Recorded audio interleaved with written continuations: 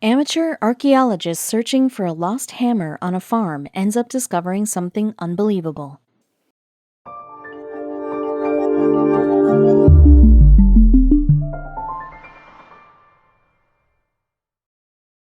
But before we start, please make sure to subscribe to M&R TV and hit the bell so you never miss any upload from us. Also, leave a like right now. Let's face it, we have all dreamt about becoming an archaeologist at least once in our lifetime. And the wish to become one famous treasure hunter became intense after we watched movies like Indiana Jones and The Mummy. The suspense and the mystery is something that makes people sit on their chairs, almost fainting. That day would be so amazing where you were just walking in the park and suddenly you stumbled upon an ancient hidden treasure which was meant to be found by you. If you feel like that's going to happen, then believe us when we say it. Yes, it can. This guy here found the most amazing treasure that changed his life forever. But what follows after he found this amazing treasure is the core of the story. You would be surprised to see how things worked out for him and the farmer. Though Eric Laws made some tremendous discovery on November 16, 1992, still this story has a very interesting turn of events that made it come out on the internet. People read about it and were astonished to see how things worked out for him, one after another. It was a usual day and Eric made the discovery of a lifetime, but the amazing part is that his story is not something you're expecting it would be. You'll see why. Eric Laws has always been interested in history, and especially if it has some treasure stories involved with it. But what is that one thing that every treasure hunter is required? Interest, yes, but there is one thing that he requires the most. He didn't have that, but when he did, things started to change and he discovered the most astonishing treasure of the century. On his retirement day, Eric got the one thing every treasure hunter needs the most. It's a metal detector that he always thought of buying, which he received as a gift on his retirement. Who could have thought that his retirement would be so fruitful and things would end up in the most unexpected way for him? Now he had a metal detector, but where to use it? The opportunity was given to him, but it was meant for finding a treasure. One day, a farmer asked Eric to use his metal detector on his farm because he lost his hammer on the field in Hoxton Village, Suffolk. He told him that even trying several times he couldn't find it and the hammer was very close to his heart and he really wanted to find it. Eric couldn't ignore the farmer's request and he agreed to use his metal detector on his farm. Instead of a hammer, he found something great that changed his and the farmer's lives forever. The next day, Eric was in Hoxton Village, Suffolk. A metal detector in one hand, he made his way on the field. The farmer kept his distance and was looking at Eric, who was enjoying the exploration for the hammer. Still, he seemed very excited, like a child who gets a new toy and who plays with it all day. The field was big and Eric asked about the last spot where the farmer used his hammer. Beep, beep, beep. Now what was that?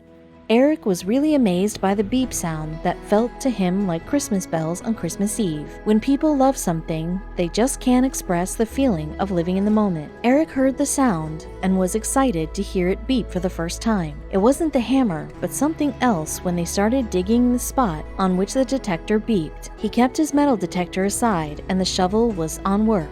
He could see that something great was on the way.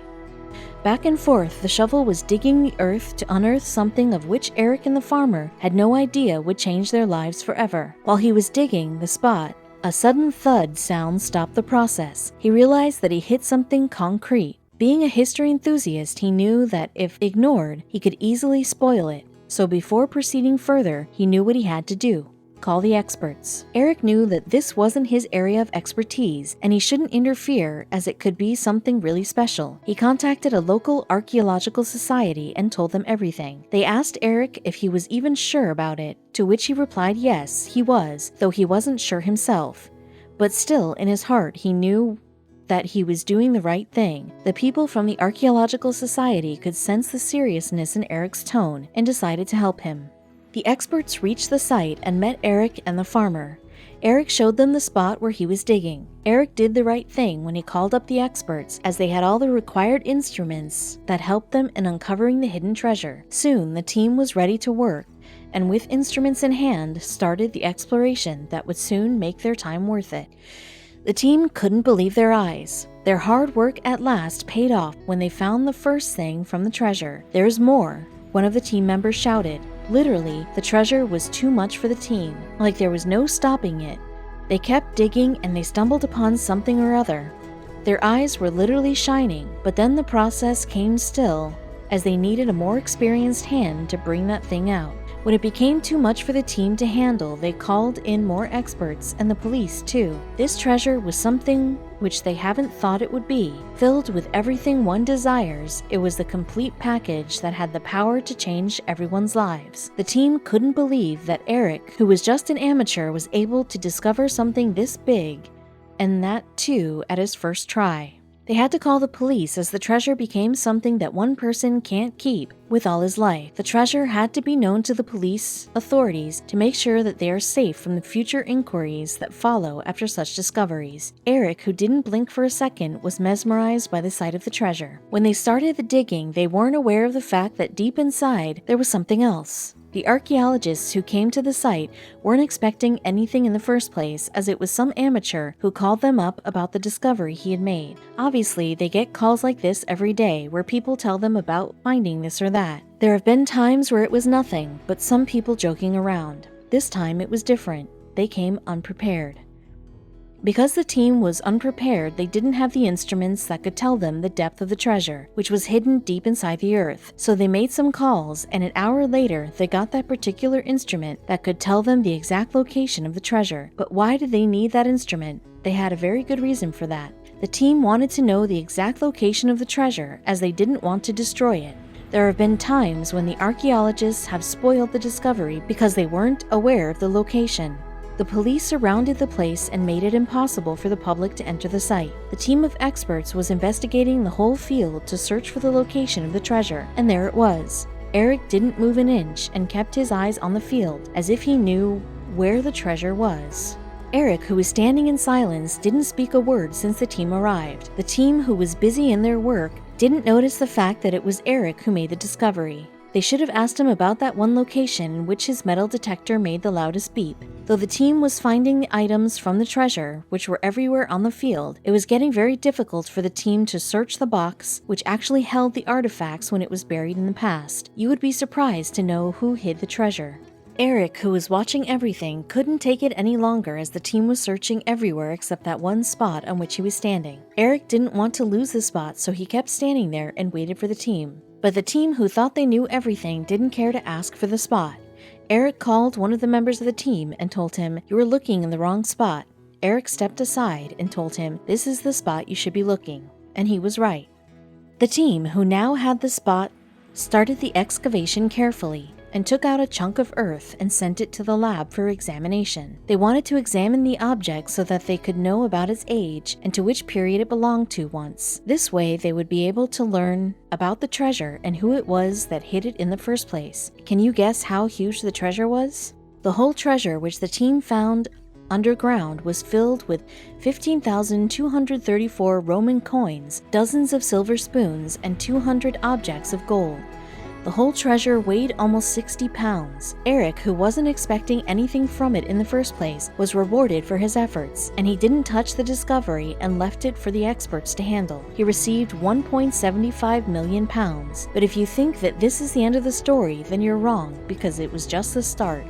We can all agree to the fact if that farmer wouldn't have asked Eric to locate his missing hammer, he wouldn't have found the treasure in the first place, and Eric kept his promise and made sure he found the hammer this time. He went back to the site and located the hammer. He kept his promise and found that one thing the farmer loved the most. Eric also split the reward he received from the government with the farmer. Eric believed that it was all destiny that brought him and the farmer together that led to this discovery that changed their lives forever. But did you know that the hammer didn't go back to the owner? Then where did it go? It was put on display beside the treasure. Amazing, right? But what did they find out about the treasure? According to Rachel Wilkinson, who was the British Museum's project curator for the Romano-British collections, this treasure was given a name, and it was called the Hoxne Horde, and was the largest and latest ever found in Britain. The artifacts found inside the treasure are now on display at the British Museum, and still, after 27 years of a discovery, these scientists keep finding new information about its history and origin. The Hoxne horde belonged to 410 AD, when the separation between the Roman Empire and Britain took place, made several historians really interested in this particular discovery. Peter Guest even wrote a book about this Hoxne treasure, and in his book he wrote, "The year from the later 4th century to 450, the period including the British hoarding peak, witnessed numerous invasions into the empire by Germanic and Hunnic groups, often followed by large-scale devastation and disruption.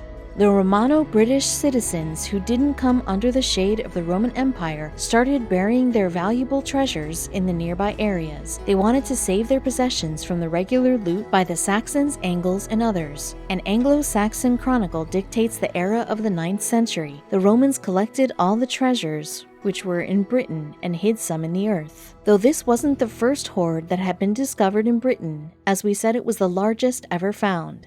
But the question was, how did these treasures end up in Britain when we know Romano-British feared the barbarians? The historians even think about another theory of why these elite families chose to bury the treasure. Looking at the age of these coins and the text on the golden statues have taught a lot about the Hoxne horde. As it was a metal hoard, scientists were able to date it with radiocarbon. The Hoxne horde was covered with materials like wood, bone, ivory, and wood boxes that suggested that the treasure could have been centuries old.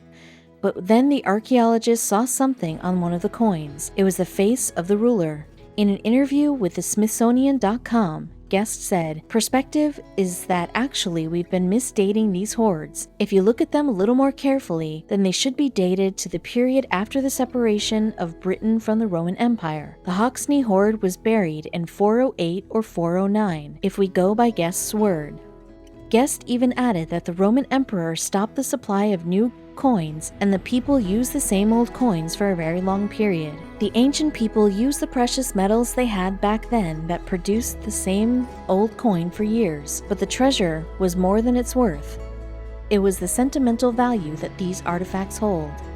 The treasure was holding lots of coins and jewelry, silver plates, and small objects that were also made up of gold. These artifacts have been kept in the hoard because of the sentimental value they hold in people's hearts back then. Other than that, archaeologist Catherine Johns analyzed the hoard burial condition and procedure. She found some interesting things about the way it was buried. The analysis showed that the objects were packed with straw and in wooden boxes because they found several nails, locks, hinges, and scraps of wood buried in the ground beside the treasure. Some of the artifacts were, in fact, a bit older than others. For example, the tiger-shaped silver handle and the pots that must have been used for holding the pepper. The researchers also found that the stash had been buried with a lot of care, and whosoever was responsible for burying it wasn't in a hurry at all. He did his job and took a great amount of time, and because of that the treasure was still intact, and some of the artifacts could be seen as new. The archaeologists also discovered some silver spoons inside the hoard that tells them about the family, which was rich. Some of the items even showed signs of repairment, and others were just marked with words. The pepper pot, which archaeologists found in the treasure, was formed in the shape of a woman and had holes in the base of the pot, which allowed the pepper to be shaken out. There was some residue of the pepper, too, in the pot, which was traded from India, telling them about the family who owned the pot. The family was wealthy and must have been involved in the trade.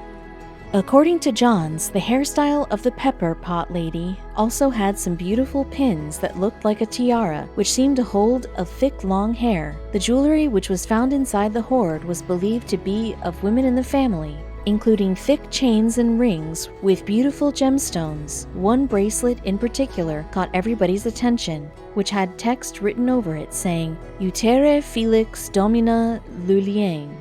Use this and be happy, Lady Juliane." The inscriptions Aurelius Ursicinus and Silvicola could be seen written on several of the objects, and many objects had a Latin phrase written Vivus in Dio.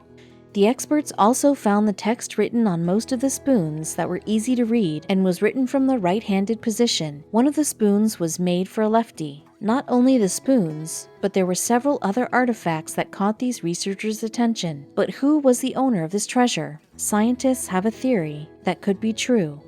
These researchers believe Aurelius and Juliane were the owners of this beautiful treasure, but nothing could be said for sure as they could also belong to one of their ancestors. The Hoxne treasure, being the largest ever found, is still surrounded by mystery. There is a story behind it. Unfortunately, the experts have no idea what that story could be, but we believe that when it would be out, things won't remain the same and the mystery would finally be solved.